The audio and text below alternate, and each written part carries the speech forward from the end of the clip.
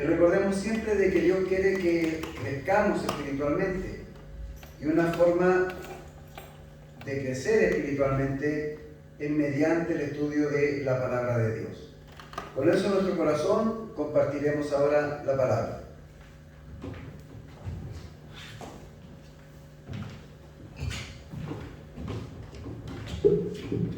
Muy buenas tardes, iglesia.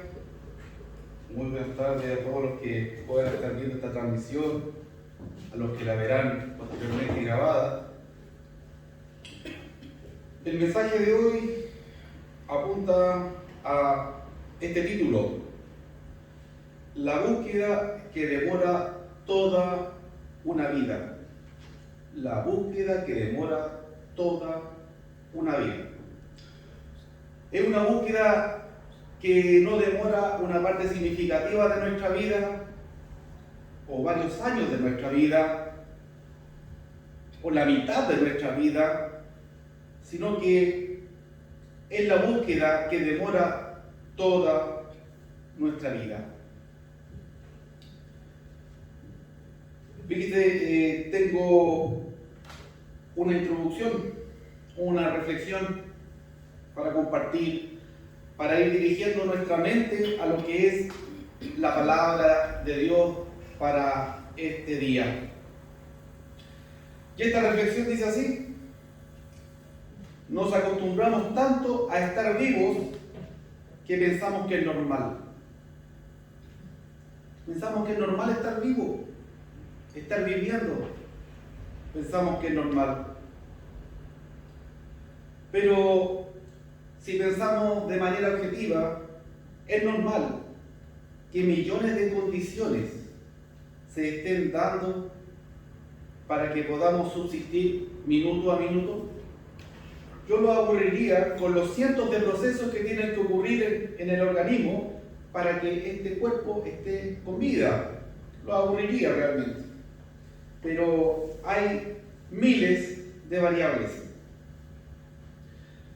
Estar vivos es anormal. No es normal. Lo normal es estar muerto. Estar vivo es un milagro. Es una obra de Dios, minuto a minuto. Pero nos acostumbramos tanto como humanos, hablando terrenalmente, ¿verdad?, a estar vivos, que incluso a veces dejamos de vivir y solo existimos en este mundo. Solo existimos. Nos levantamos para trabajar. Ganamos un sueldo para cubrir deudas, compromisos. Nos movemos de aquí para allá por una obligación.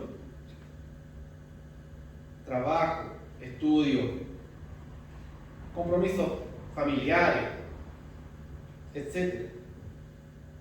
A eso a veces se resume la vida humana, llegar a existir. Y día a día se cae en eso, se levanta para cumplir un montón de compromisos, obligaciones, y ya se acabó el día para mañana seguir en la misma rutina. Pero lo peor es cuando esto mismo pasa en lo espiritual. Para la persona que ha llegado a ser cristiana, acostumbrarse a ser cristiano y perder la conciencia de lo extraordinario que es llegar a ser cristiano, no por obra propia, sino por la obra de Cristo en la cruz. Es cierto que tristemente está tan manoseado el término cristiano que a cualquier cosa le dicen cristiano, o a cualquier actividad la tildan de espiritual. Cristiano es un título exclusivo para aquel que ha aceptado a Cristo como el Señor y Salvador de su vida.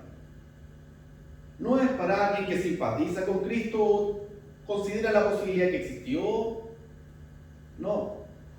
Un término cristiano pesa y es exclusivo para aquellos, lo repito, para aquellos que aceptaron a Jesús como el Señor y Salvador de su vida. Señor y Salvador, no solo Salvador. Todo el mundo quiere a Cristo como el Salvador, pero no como su Señor. Pero un cristiano acepta a Cristo como ambas. No es opcional.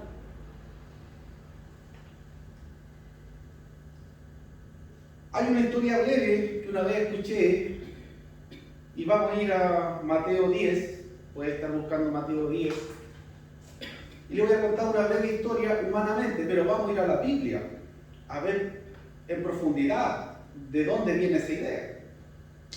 Y la historia dice así, que Cristo le pasó a una persona una cruz, un madero, y le dijo que con ese madero tenía que llegar hasta el término de su camino, pero el madero era muy pesado y en el camino lo fue cortando. Ahí le voy a sacar un pedacito. Y le acerruchaba y lo acerruchaba. Y cuando llega al final del camino, el Señor le dice, pone la cruz o el madero ahí para que puedas pasar. El problema es que el madero ya no tenía el largo original y no servía para pasar. Bueno, en pocas palabras entendemos, ¿no es cierto?, que esa pasada era para pasar de este mundo al cielo, para estar eternamente con Dios.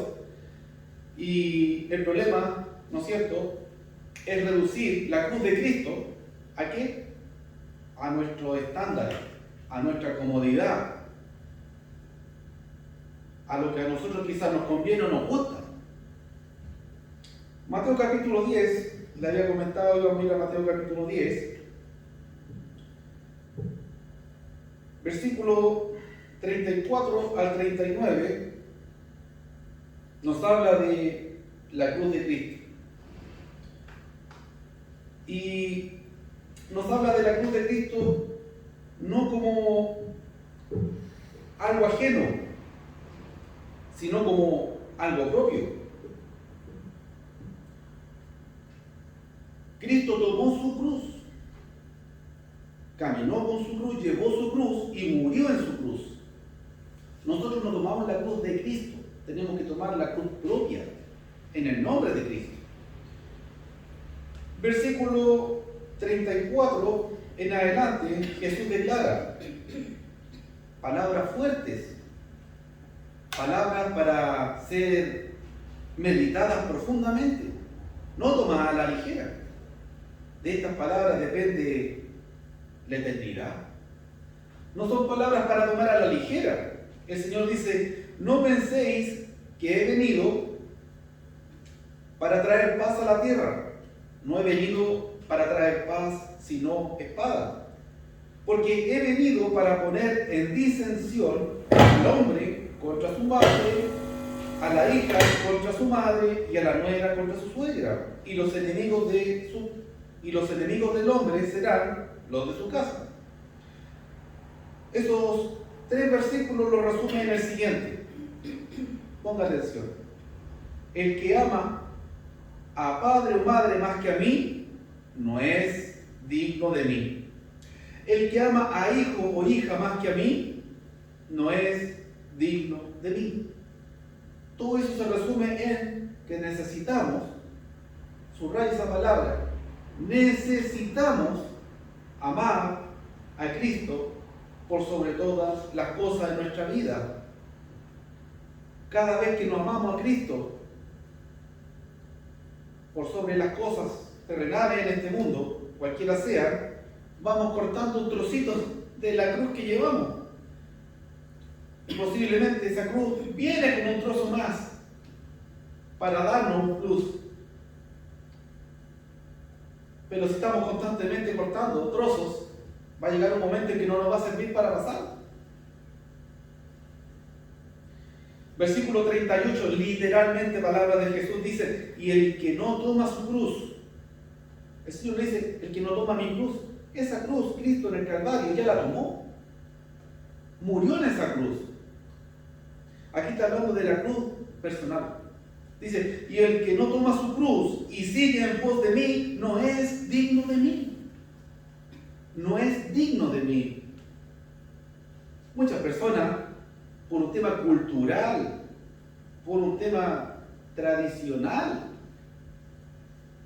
se hacen llamar cristianos, piensan que son cristianos, se hablan como cristianos, quizás están convencidos de que lo son, pero Esto es ser cristiano. Y dista mucho de solamente tener cierta simpatía o familiaridad con Cristo. Es amar a Cristo por sobre padre, madre y la vida propia. Y si no, no somos dignos de Él. Y usted se pregunta posiblemente, ¿y por qué es tan severo esto? ¿Por qué tengo que amar a Cristo más que a mí mismo, más que a mis padres, más que a mi madre, más que a mi familia, más que a mi trabajo? ¿Por qué tengo que amarlo tanto? Mire, no está haciendo nada extraordinario si es que llega a hacerlo. Simplemente está haciendo lo mismo, pero a menor escala que hizo Él con usted primero. Cristo amó más que su vida en el reino celestial, siendo adorado por todas las criaturas angelicales. Amó más su vida junto a Él, la vida suya, no la vida de Él, sino estoy hablando de su vida o mi vida. Amó más su alma que todo lo que Él estaba experimentando en la eternidad junto al Padre. Dejó al Padre para venir a este mundo, sí, dejó al Padre para venir a este mundo. Al Padre Celestial lo dejó. Dejó todo su señorío, se humilló. Con solamente venir como ser humano a este mundo, ya se humilló. Estamos hablando de aquel por quien fue creado todo. Colosenses 1, 15 y 16. Usted va y dice, no hay nada de este universo creado sin la intervención de Jesucristo. Y Él se redujo a un ser humano. Tomó forma de siervo, dice la Escritura. Nada de lo que hagamos va a igualar la escala de lo que Cristo hizo. Le explico muy sencillamente. Cristo, siendo Dios, se hizo hombre. Nosotros no somos Dios, somos hombre. Ya la escala es infinita. Él siendo Dios se hizo hombre. Yo ya soy hombre. ¿Cómo lo hago para igualar eso? No puedo. No se puede. Yo tendría que ser Dios también y hacerme hombre para estar en esa escala. Es imposible. Pero nosotros a pequeña escala,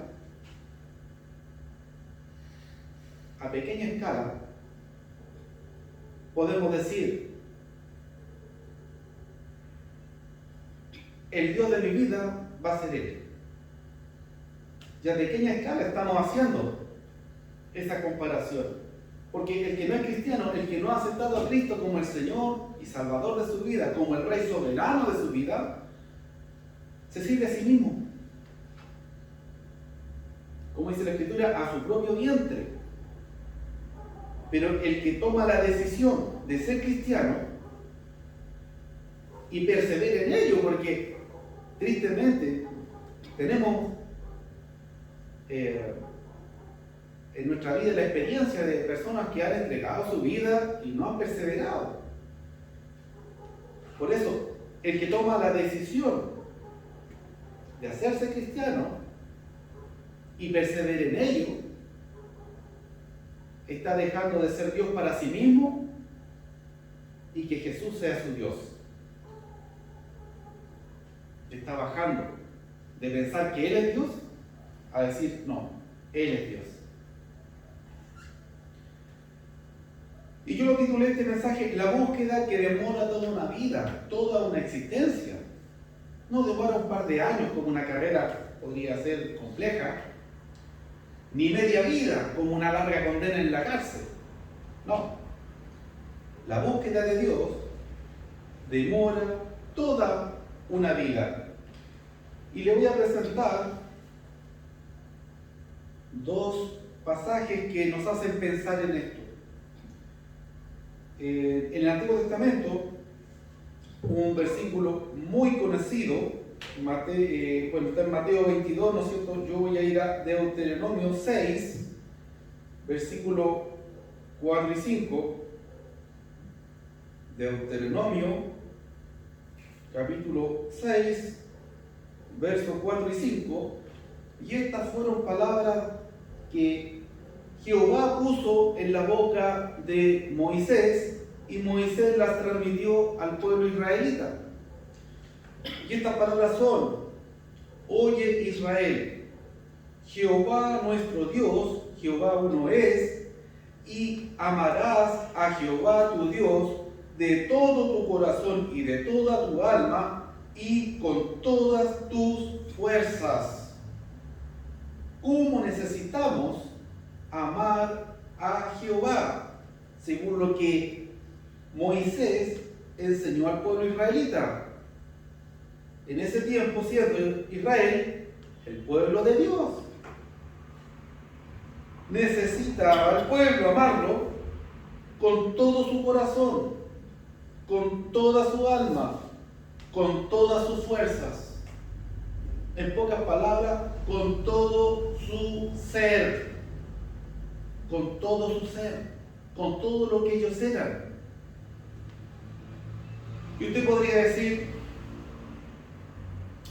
bueno, eso es lo que le enseñó Moisés a Israel.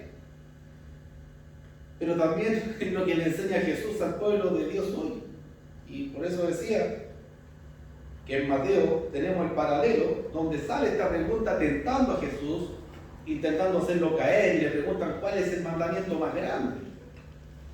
Y Jesús va a Deuteronomio, este versículo, bueno, 2 versículos que leímos, y en Mateo 22:37 toma estas mismas palabras. Y él dice: el mandamiento más grande es este: amarás al Señor tu Dios con toda tu fuerza, con toda tu alma, con todo tu corazón, con todo tu ser.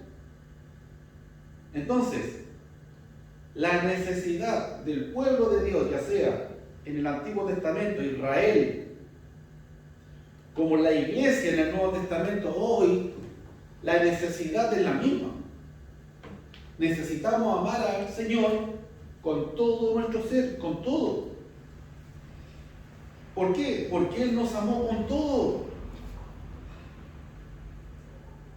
Si fuera poco el hecho de que haya tomado forma humana y venido a este mundo, también tuvo una tremenda paciencia, soportando día tras día a un montón de ignorantes en la Escritura, que torcían la Escritura a comodidad propia, como se hace hoy también.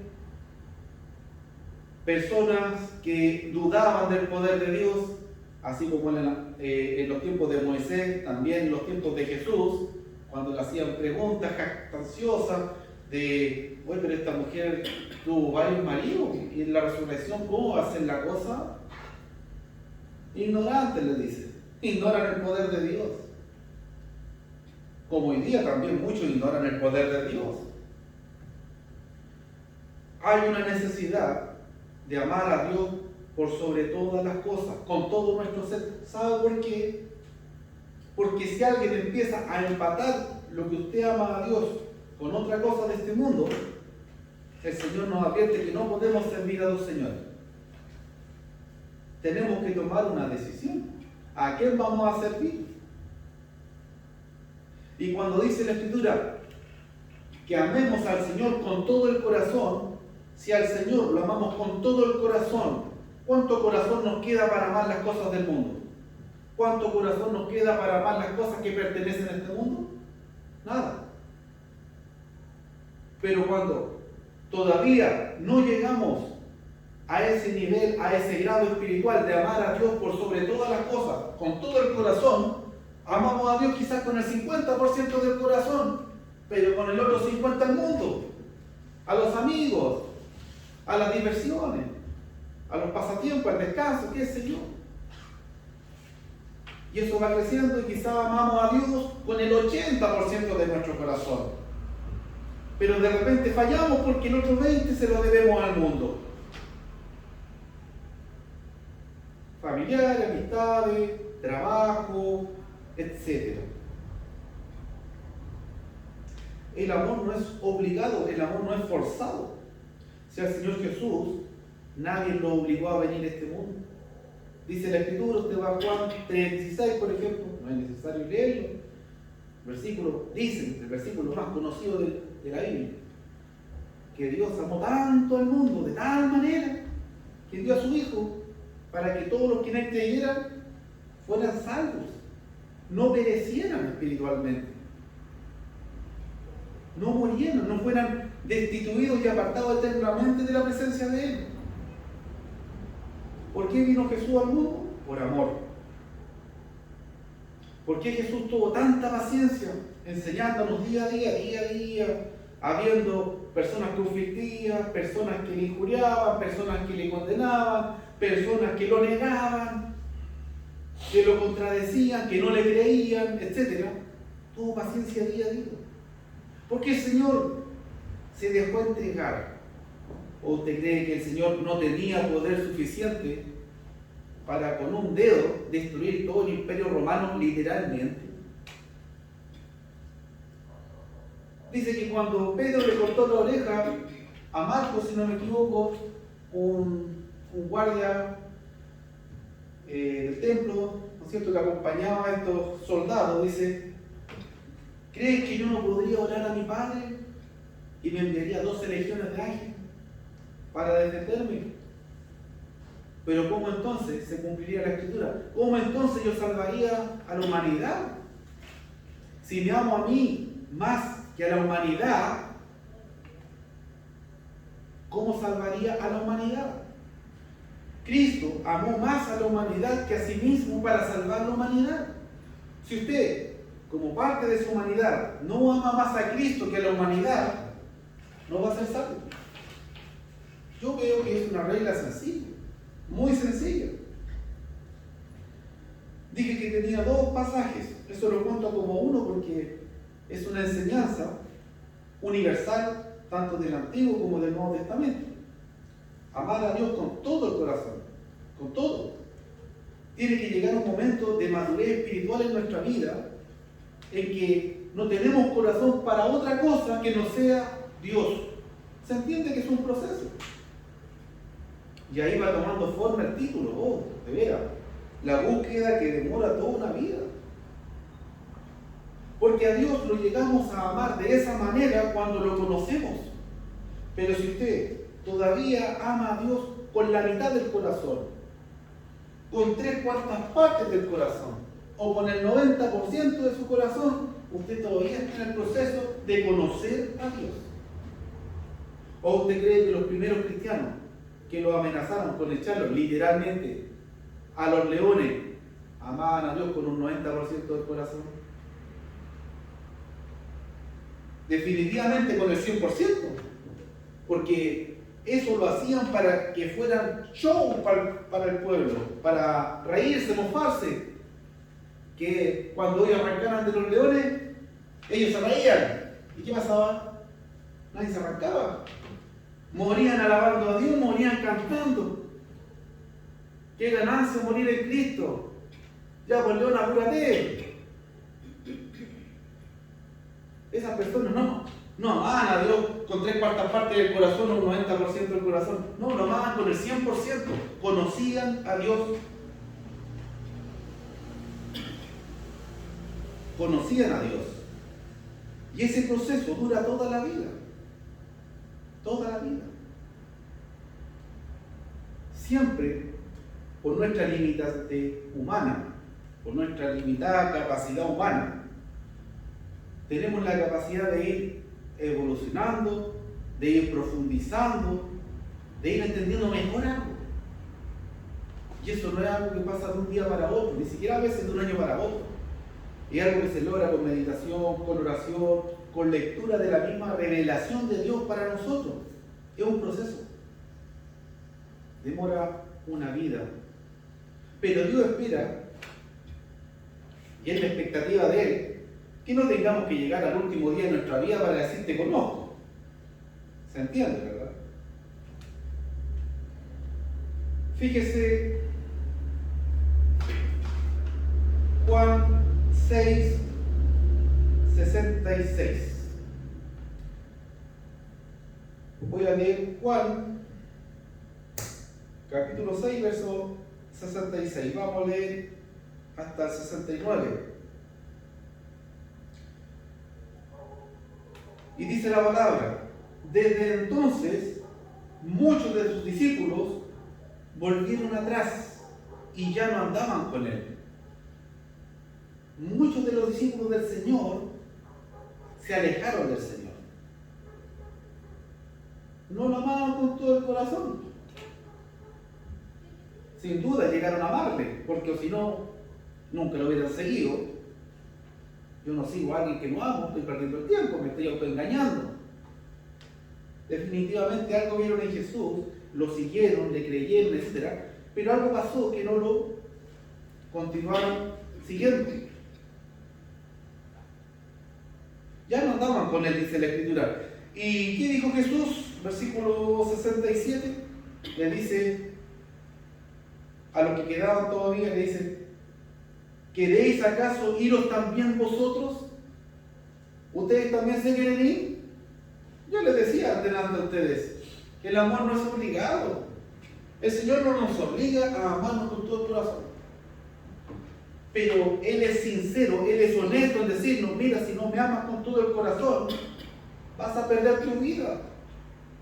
Y entonces vas a perder tu vida en la tierra, de pasar los chanchos como quieras, nomás mejor. Porque cuando estés frente a mí, te voy a tener que decir: no te conozco. Y claro, no van a faltar los que reclaman, como dice la Escritura: oye, pero ¿cómo si yo hasta eché fuera demonios en tu nombre? Y profeticé, y hablé en tu nombre, públicamente. No te conozco. ¿Por qué? Porque no me amaste con todo el corazón. Entonces se pierde la vida eterna, pero también perdió el tiempo en esta vida viviendo una vida cristiana mediocre que no iba a agradar a Dios. Entonces Cristo es honesto. Cristo no es un vendedor de seguros ni de cualquier producto o servicio que usted la llama y le ofrece el cielo y la tierra, como decimos.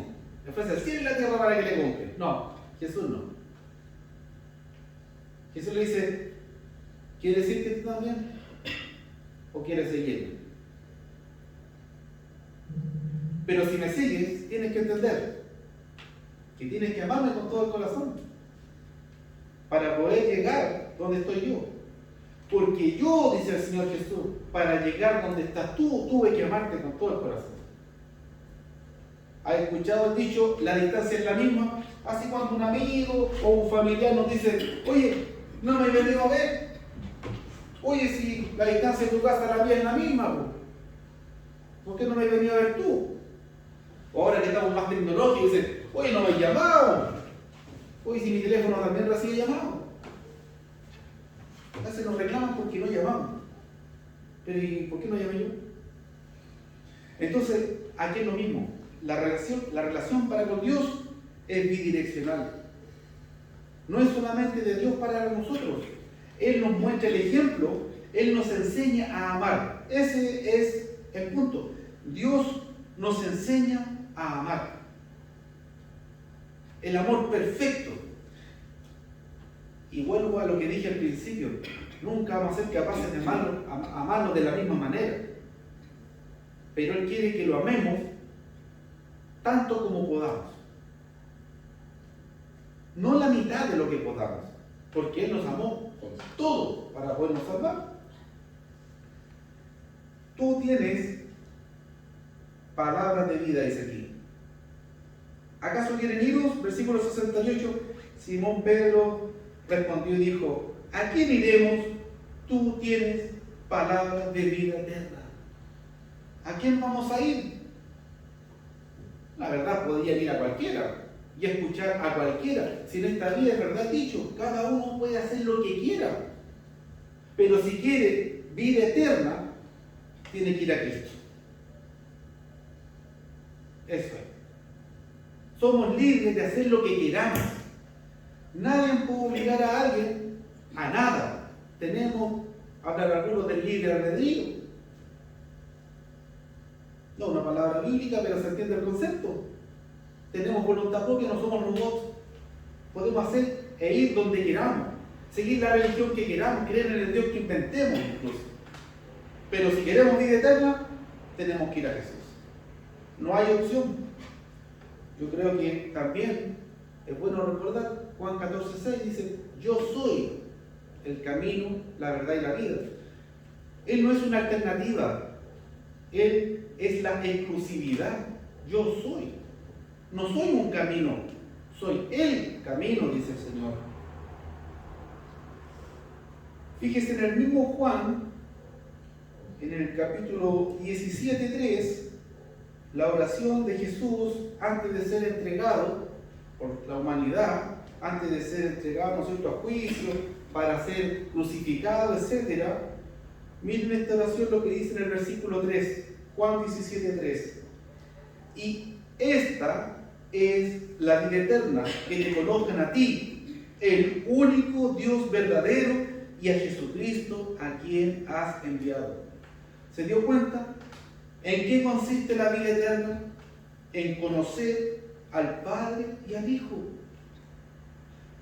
Si usted llega a conocer realmente al Padre y al Hijo, va a ser imposible que no los ame. Así de sencillo.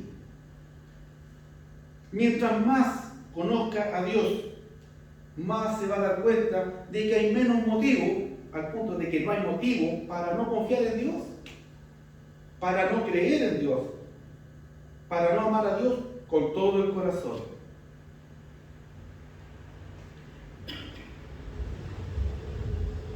Y en el mismo Juan, capítulo 12, verso 25, es un paralelo, diría yo, con Mateo 10 que vimos delante. Pero aquí no habla de la cruz, habla del amor. Pero al fin, versículo 26, yo veo implícita esa idea. Dice Juan 12, 25. El que ama su vida la perderá, y el que aborrece su vida en este mundo, para vida eterna la guardará. No podemos amar a Dios y al mundo. Si pensamos que estamos amando a Dios y al mundo, no estamos amando a ninguno. Esa es la verdad. Porque cuando uno ama, es con todo el corazón. Eso es lo que enseña la Escritura, es lo que hemos visto. Amar es con todo el corazón. Si no es con todo el corazón, puede ser querer, puede ser interesar, pongan el nombre que quiera, pero borre la palabra amar. Amar es con todo.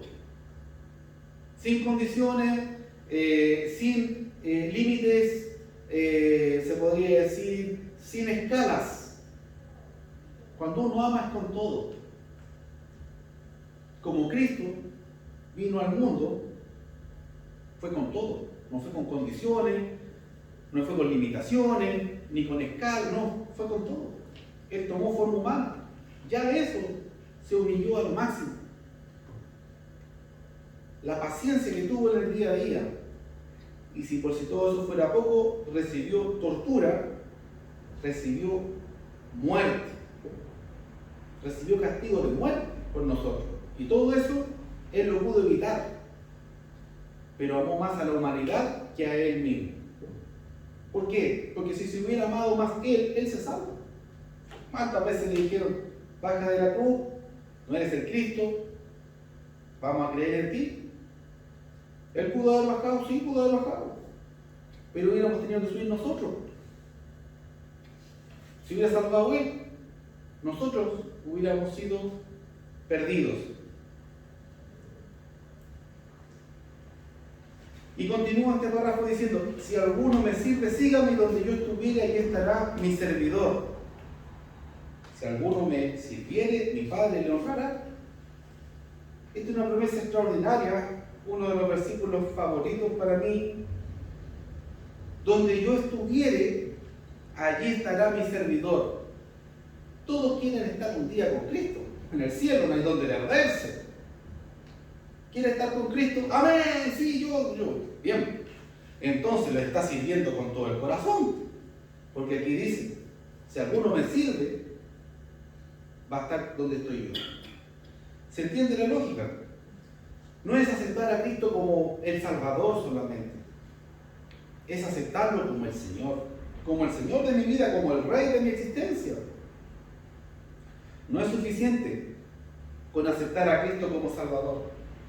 Hay que aceptarlo como es, como Dios, como Hijo de Dios, como Señor de señores, Rey de reyes.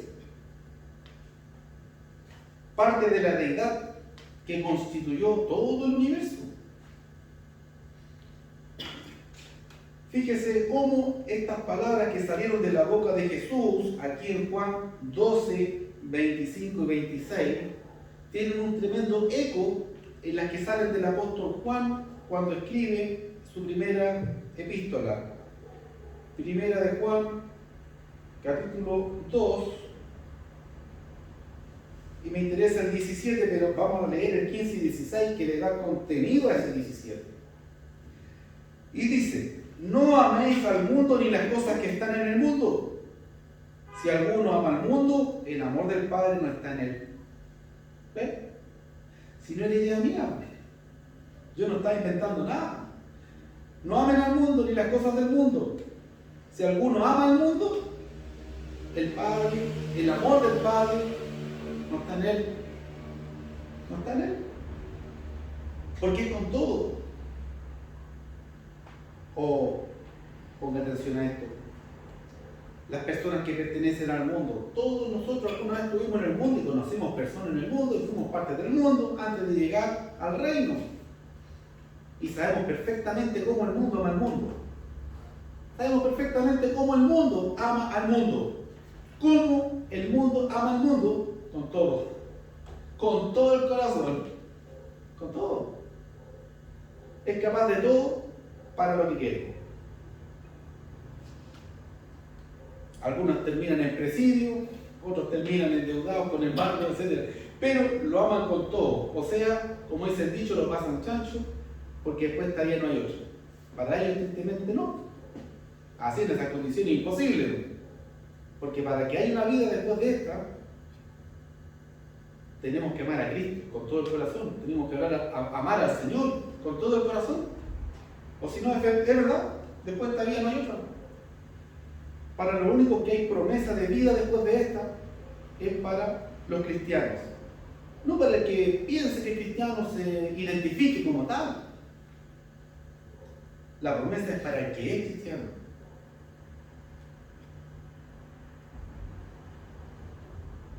Versículo 16. Porque todo lo que hay en el mundo, los deseos de la carne, los deseos de los ojos y la vanagloria de la vida, no provienen del Padre, sino del mundo. ¿Y por qué no proviene del Padre? Por una sencilla razón. El Padre es eterno y estas cosas son pasajeras. Versículo siguiente dice: y el mundo pasa en sus deseos. Ahí está. El que ama al mundo antes que a Dios está cambiando lo eterno por lo temporal. Y aquí que dice: el mundo pasa en sus deseos, pero el que hace la voluntad de Dios permanece para siempre. ¿Qué nos dice el apóstol Juan? No cambies lo eterno por lo temporal. De verdad que no vale la pena. No vale la pena. O vives en esta vida para lo eterno o para lo temporal. Y Juan nos dice que este mundo, con todo lo que en él hay cosas bonitas, por supuesto. La naturaleza es algo extraordinario. Es obra de las manos de Dios. El humano como un ser vivo es algo extraordinario. El universo, el cosmos, toda la creación de Dios es algo extraordinario. Las frutas son algo exquisito. Disfrutar de una rica fruta, todo eso viene de Dios. Los paisajes, formar una familia a los ojos de la voluntad de Dios, son cosas extraordinarias todo, pero todo es exacto, temporal. Todo es un día, pasa, pero el que hace la voluntad de Dios permanecerá para siempre. ¿Se da cuenta por qué tenemos que amar a Dios, al Señor, por sobre todas las cosas. Porque un día todo esto termina. Fíjese, voy a poner un ejemplo práctico, porque a veces es fuerte eso, pero ¿cómo voy a tener que amar a Dios más que a mi madre y padre? ¿Más que a mis hijos? Sí. Fíjese. Si usted ama realmente a su padre, madre, hijo, hermano, etc., usted está preocupado de dónde va a estar eternamente. Es indudable. Como cristiano estoy hablando. Es indudable. Y siempre le va a estar hablando. Siempre le va a estar convenciendo por medio de la palabra. No por mi propia labia, sino por las promesas, por la revelación de Dios nos convence. Por medio del Espíritu Santo. Al final el Espíritu hace la obra en el corazón de la persona. Y esa persona sabe si abre su corazón o lo endurece. Eso ya es personal. Pero uno está obrando. Uno sabe que un día el hijo, la madre, el hermano, etcétera, el primo, el amigo de la infancia, un día parte de este mundo. ¿Y dónde va a estar ese amigo del alma? Ese hermano que amo, esos padres, esos hijos, ¿dónde van a estar? Pero tristemente a veces vemos, no solamente en el mundo, sino también en la iglesia, que nos preocupamos a veces más de dónde van a estar, ¿cómo podríamos decirlo? Cuando sean independientes. ¿Se entiende la idea, verdad? A veces estamos más preocupados de dónde van a estar nuestros hijos cuando sean independientes. Yo lo digo de muy de cerca, ¿por qué? Porque todavía tengo a mis padres vivos, gracias a Dios. Y fue una gran preocupación de ellos que yo estudiara, me esforzara y sacara un título y otro título, etc. Se preocupaban mucho de eso. Y yo creo que es el deseo sincero y natural de todos los padres. ¿Sí? Amén.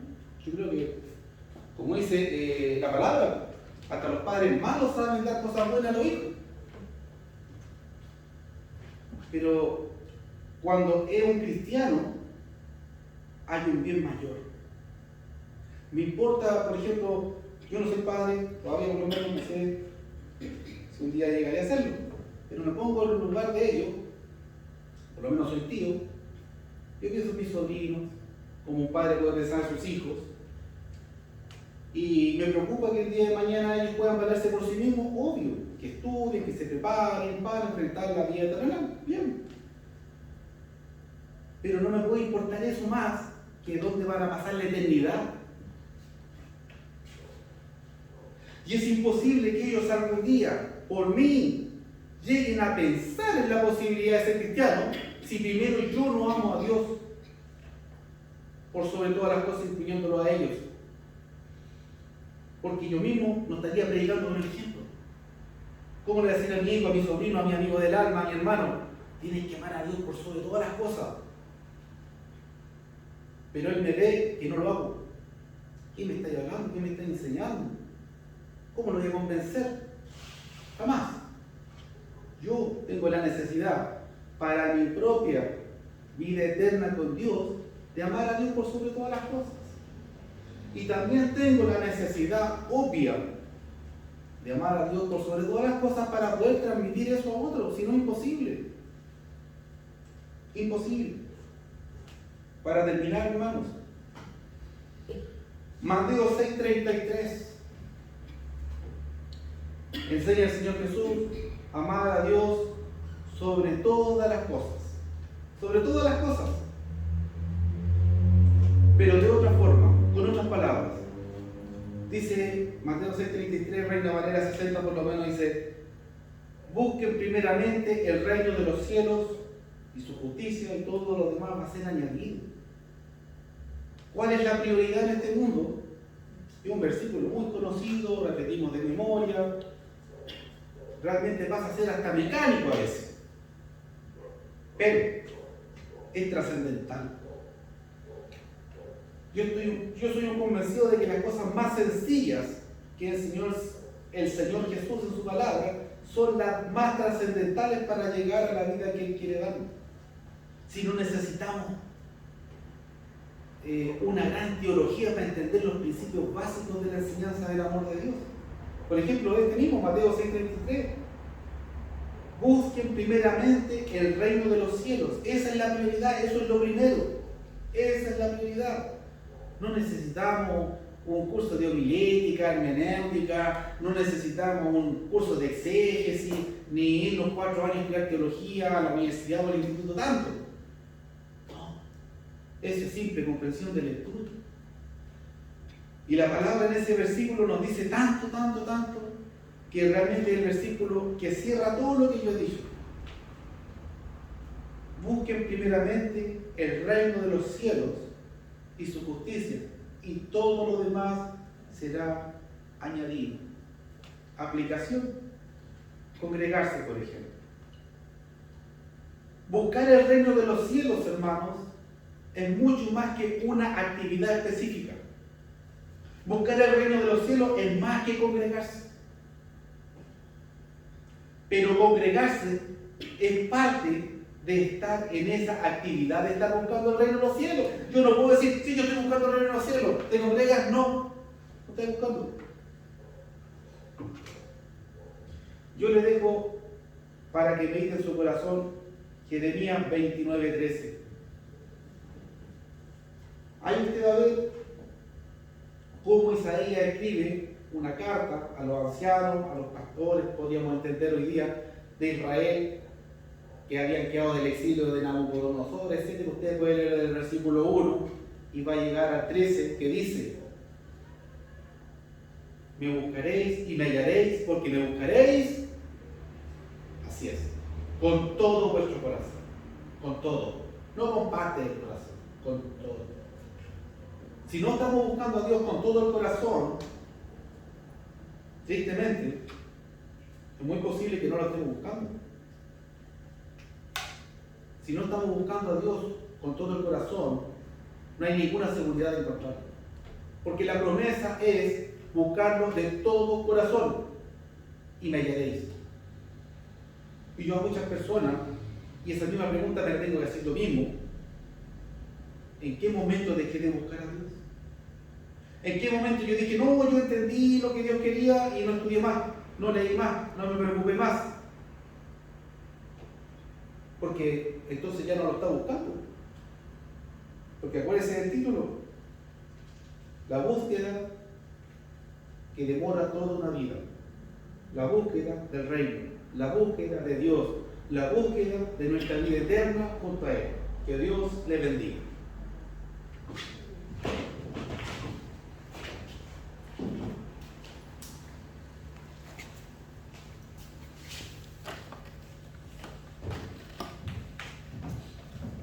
Bien, hermanos, vamos a estar finalizando este culto de oración que le damos a Dios como cuerpo. Les invito a orar.